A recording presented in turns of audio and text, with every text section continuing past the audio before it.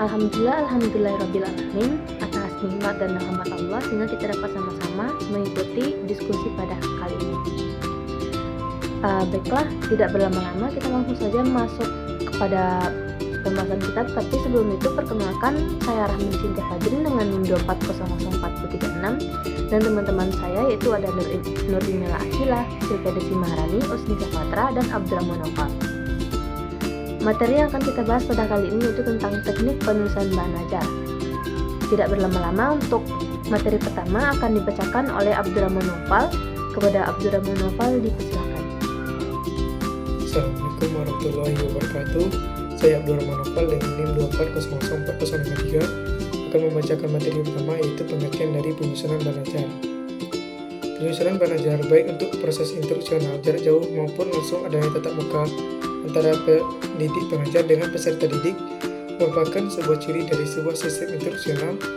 Bahan ajar harus disusun berdasarkan rencana kegiatan belajar yang telah ditetapkan.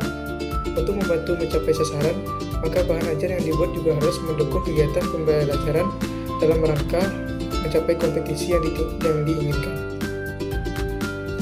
Pengembangan suatu bahan ajar harus didasarkan pada analisis kebutuhan peserta didik. Alur pengembangan bahan ajar menunjukkan bahwa setelah pengembangan bahan ajar harus diberikan pedoman peserta didik dan pedoman pengajaran yang semuanya tetap didasarkan pada rencana kegiatan pembelajaran. Menurut Panen dan Purwanto 2004, penyusunan bahan ajar dapat dilakukan melalui beragam cara, dari yang termurah sampai yang termahal, dari yang paling sederhana sampai tercanggih, mulai dari ide, pemikiran, dan gaya bahasa sendiri, sampai dengan penulisan dengan banyak kutipan. Sekian dari saya kembalikan kepada moderator. Terima kasih kepada pemateri 1. Selanjutnya kita masuk pada pemateri kedua kita, yaitu Nur Imela Akila. Assalamualaikum warahmatullahi wabarakatuh. Saya Nur Imela Akila dengan NIM 2400431 akan melanjutkan materi yang telah disampaikan oleh pertama, yang itu selanjutnya tentang teknik penulisan bahan ajar. Yang pertama yaitu teknik menyusun sendiri atau yang disebut starting from scratch. Nah, bahan ajar dapat ditulis sendiri oleh guru sesuai dengan kebutuhan siswa. Selain itu, guru dapat berkolaborasi dengan guru lain untuk menulis bahan ajar kelompok dengan guru-guru bidang studi sejenis, baik dalam satu sekolah atau tidak.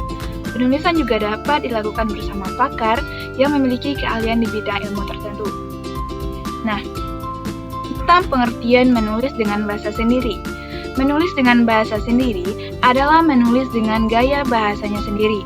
Dari hasil olah pemikirannya sendiri, proses penulisan dengan cara ini dimulai dengan pengumpulan informasi, memahaminya, kemudian melakukan kontemplasi dan kolaborasi pengertian-pengertian, kemudian menuangkan dalam tulisan dengan gaya bahasanya sendiri. Nah, tentang komponen prosedur penyusunan bahan ajar terdiri dari sampul, kata pengantar, daftar isi, dan bab pendahuluan yang berisi deskripsi atau tinjauan buku ajar, prasyarat, petunjuk penggunaan, tujuan akhir, kompetensi. Dan selanjutnya ada bab pembelajaran yang berisi pendahuluan, uraian materi, rangkuman, serta tugas tes formatif dan kunci jawaban. Nah, di sini kami terangkan contoh tentang teknik menyusun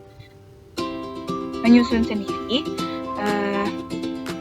yaitu seperti teman-teman lihat, kami mengambil dari mapel fisika dengan topik gerak parabola untuk kelas 10 SMA. Untuk cuplikan bahan ajar, yaitu tentang gerak parabola di dunia nyata yang bertujuan siswa mampu menjelaskan lintasan parabola melalui studi kasus olahraga. Nah, aktivitasnya seperti yang pertama, amati gerakan bola saat dilempar ke ring basket.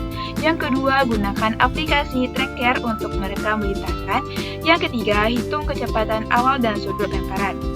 Nah, untuk refleksinya, yaitu apakah semua gerakan melengkung adalah parabola? Nah, ciri khas untuk ini, yang pertama adalah ditulis sendiri oleh guru. Yang kedua, kontekstual dan aplikatif. Yang ketiga, memuat aktivitas otentik dan studi kasus nyata. Masih banyak contoh-contoh lain untuk teknik menyusun materi ini.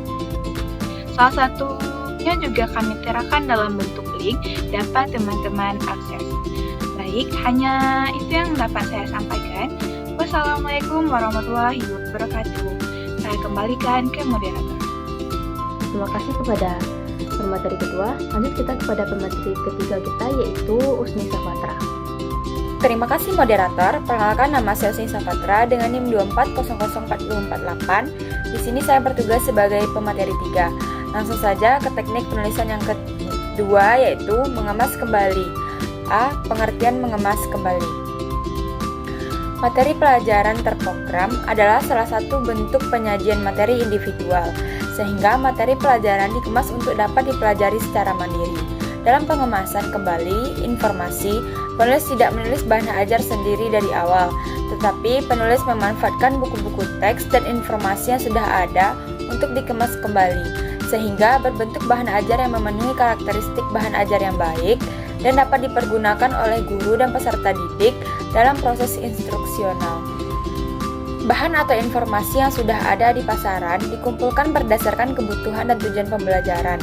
Kemudian ditulis kembali atau ulang dengan gaya bahasa yang sesuai untuk menjadi bahan ajar. Juga diberi tambahan kompetensi atau keterampilan yang akan dicapai, bimbingan pembelajaran, latihan, tes, serta umpan balik agar mereka dapat mengukur sendiri kompetensinya yang telah dicapai. Keuntungan cara ini lebih cepat diselesaikan dibanding menulis sendiri. Sebaiknya memperoleh izin dari pengarang buku aslinya. B. Prosedur dalam mengemas kembali. Beberapa pertimbangan dalam mengemas kembali bahan ajar diantaranya adalah 1. Kesesuaian dengan tujuan yang harus dicapai. Kesesuaian antara pengemasan bahan pelajaran dengan tujuan yang harus dicapai, seperti yang dirumuskan dalam kurikulum, secara teknis harus menjadi pertimbangan pertama. Sebab dalam pendekatan sistem tujuan adalah komponen utama dalam proses pembelajaran. 2. Kesederhanaan. Bahan pelajaran dikemas dengan tujuan untuk mempermudah siswa belajar. Dengan demikian, kesederhanaan pengemasan merupakan sesuatu pertimbangan yang harus diperhatikan. Yang ketiga, unsur-unsur desain pesan. Dalam setiap kemasan, sebaiknya terdapat unsur gambar dan caption. Pengemasan materi yang hanya terdiri atas gambar atau caption saja akan mengurangi makna penyajian informasi. Yang keempat, yaitu pengorganisasian bahan. Bahan pelajaran sebaiknya disusun dalam bagian-bagian menuju keseluruhan. Bahan pelajaran akan lebih mudah dipahami manakala disusun dalam bentuk unit-unit terkecil atau dalam bentuk pokok bahasan yang dikemas secara induk. Yang kelima, petunjuk cara penggunaan. Dalam bentuk apapun, pengemasan materi harus disusun sesuai dengan petunjuk cara penggunaannya. Hal ini sangat penting apalagi seandainya bahan ajar dikemas untuk pembelajaran mandiri seperti modul, pengajaran berprograma, atau program teaching, atau mungkin CD interaktif dan pelajaran melalui kaset. C. Komponen dalam mengemas kembali. Bentuk-bentuk pengemasan kembali adalah 1.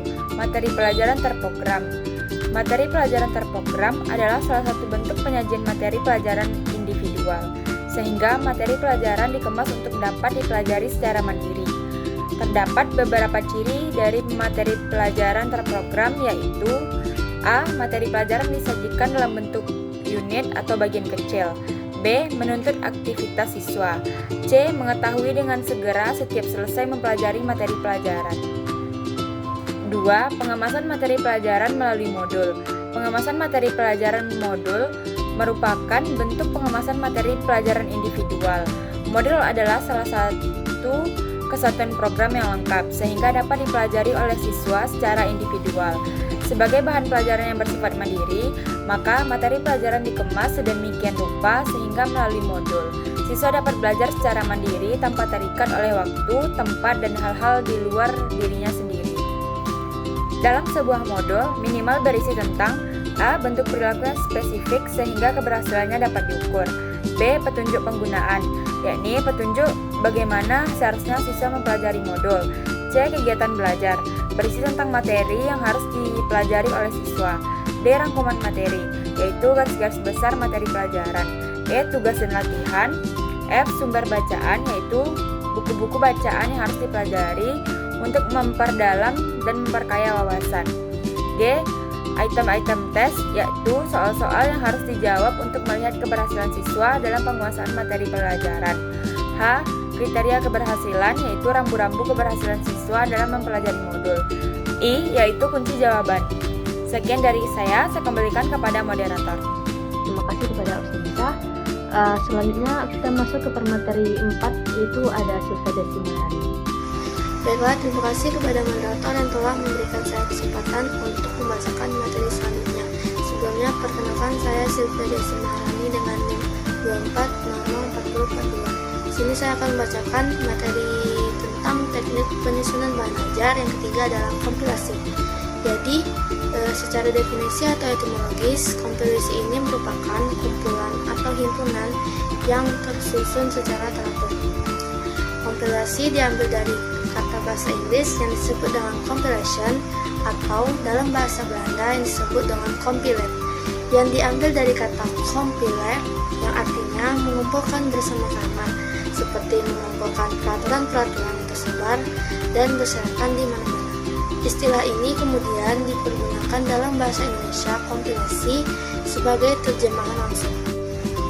Namun kompilasi juga memiliki kekurangan dari segi penyajian visualnya. Jika guru yang menulis kompilasi kurang efektif dalam penyajian, tidak akan memberikan motivasi kepada siswa untuk membacanya. Dan menulis sendiri bahan ajar juga dapat dilakukan melalui kompilasi seluruh materi yang diambil dari buku, teks, jurnal, makalah, artikel, koran, dan lain-lain. Proses ini disebut pengembangan bahan ajar melalui penataan informasi atau kompilasi. Lalu selanjutnya ada prosedur penyusunan kompilasi. Untuk menyusun sebuah bahan ajar kompilasi, terdapat beberapa langkah yang harus kita lakukan. Di antaranya yang pertama yaitu mengumpulkan seluruh bahan yang akan dijadikan acuan, seperti yang tercantum dalam GBPP atau silabus. Dan yang kedua, tentukan bagian-bagian buku atau sumber yang sesuai dengan silabus atau GBPP. Dan juga, fotokopi seluruh bagian sumber yang dipergunakan per pokok bahasa. Dan pilihlah berdasarkan urutan pokok bahasa. Dan buatlah halaman penyekat untuk masing-masing pokok bahasan. Dan jilidlah dengan rapi. Kemudian kompilasi disusun sendiri oleh guru dengan mengumpulkan bahan yang ada, sehingga kompilasi memiliki kelebihan yaitu materi yang disajikan akan lebih sesuai dengan tujuan masing-masing, standar kompetensi dan juga kompetensi dasar materi. Kemudian ada keuntungan dan juga tantangan dalam menggunakan teknik kompilasi ini. Keuntungan yang pertama yaitu efisiensi waktu dan tenaga, jadi penulis tidak perlu memulai dari nol. Dan yang kedua, akses ke berbagai perspektif, jadi materi menjadi lebih kaya karena menggabungkan berbagai sudut pandang. Dan yang ketiga, materi lebih komprehensif yang dapat mencakup berbagai aspek suatu topik dari berbagai sumber. Dan yang terakhir yaitu relevansi dengan perkembangan ilmu pengetahuan, memungkinkan untuk memasukkan informasi terbaru dari jurnal dan juga sumber daring. Tantangan dalam menggunakan teknik kompilasi ini yang pertama, membutuhkan keterampilan seleksi dan evaluasi sumber yang baik. Penulis harus mampu membedakan informasi yang kredibel dan tidak kredibel. Dan yang kedua, membutuhkan kemampuan sintesis dan integrasi, yang dimana menggabungkan berbagai sumber menjadi satu kesatuan yang koheren yang memerlukan keterampilan yang baik. Dan yang ketiga, potensi plagiarisme. Jika tidak dilakukan dengan hati-hati, penting untuk selalu mencantumkan sumbernya agar tidak terjadi plagiarisme. Baiklah, terima kasih. Kita lanjut pada materi selanjutnya yang akan dibahas oleh saya sendiri. Kita masuk pada contoh-contoh dari teknik penulisan bahan ajar tersebut. Yang pertama itu bisa lihat di sini ada teknik menyusun sendiri. Untuk contohnya bisa teman-teman lihat sendiri di sini. Selanjutnya kita masuk pada contoh mengemas kembali. Selanjutnya kita masuk pada contoh yang ketiga yaitu contoh dari teknik kompilasi. Nah, untuk teman-teman yang ingin melihat contohnya lebih lanjut di sini kami sudah menyediakan link untuk teman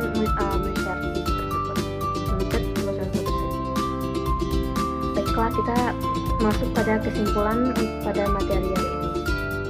Kesimpulannya, penulisan bahan ajar yang efektif bukan hanya sekedar menyampaikan informasi, tetapi juga melibatkan pemahaman mendalam tentang prinsip-prinsip pedagogi, psikologi belajar, serta kemampuan untuk mengintegrasikan berbagai metode dan media pembelajaran.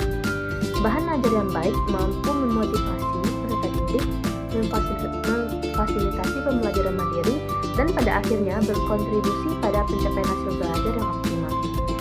Dengan menguasai teknik penulisan bahan ajar, para pendidik dan pengembang kurikulum memiliki bekal yang kuat untuk menciptakan sumber belajar yang tidak hanya informatif, tapi juga transformatif, mampu memberdayakan peserta didik untuk mencapai pembelajaran sepanjang hayat.